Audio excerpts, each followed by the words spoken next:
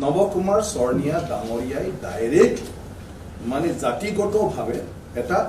sentiment emotion আনিছে কিছু ভুল ব্যাখ্যা দি ফালে যেটো অৰ্থত হিটো যদি তুমি মানে ডাইৰেক্টলি কিবা কৰিবলৈ যায় তেতিয়া সংঘাতৰ বাদে তোমাৰ একো নহয় গতিকে পলিটিক্যালি আমি সেই বস্তুটো ডিফিউজ কৰিব লাগিব আৰু ৰাজনৈতিক মানে পৰিৱেশটো তাত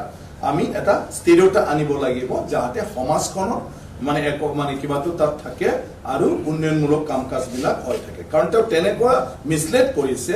অনাবৰ মানুহৰ মাটিৰ অধিকাৰ নাই মাটিৰ অধিকাৰ ইমানেই নাই আজিৰ যিসকল অনাবৰৰ নামত মাটি বাৰী আছে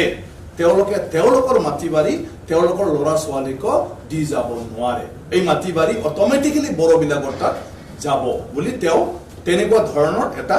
প্ৰচাৰ কৰি আছে আৰু যিটো লৈ সাধাৰণ মানুহখিনিয়ে মানে ভয় খাই আছে যে কি জানে হিটো সঁচা আৰু তেনেকুৱা ধৰণৰ বিভিন্ন এংগলত তেওঁ মানে জাতিগত কিছুমান কথা অপপ্ৰচাৰ কৰি সংঘাত আনিবলৈ চেষ্টা কৰি আছে গতিকে সেইটো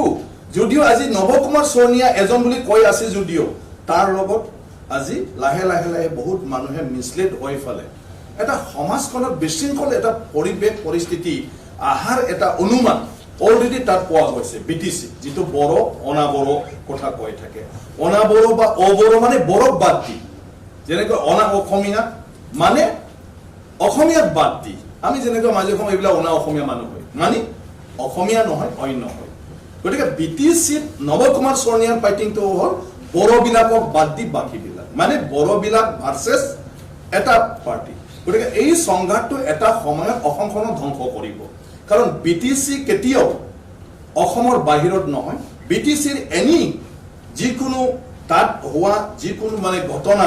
পৰিঘটনা অসমতো এটো হৈ যাব গতিকে আমাৰ ৰাজ্যখনেই ধ্বংস হ'ব আজি বিপিএমৰ চিন্তা বুলি ভাবি আছে আমি যেটো চেষ্টা কৰি আছো কিন্তু একচুয়ালি হিটো নহয় আমাৰ সমাজ ব্যৱস্থাটো ঠিক কৰি ৰাখিবৰ কাৰণে আমি এইবিলাক আজি কৰিব লগিয়া হৈছে বাই সেন্স এনেকুৱা লাইনটো যদি গৈ থাকে তেতিয়া আমাৰ সমাজখন বিশৃংখল হৈ যাব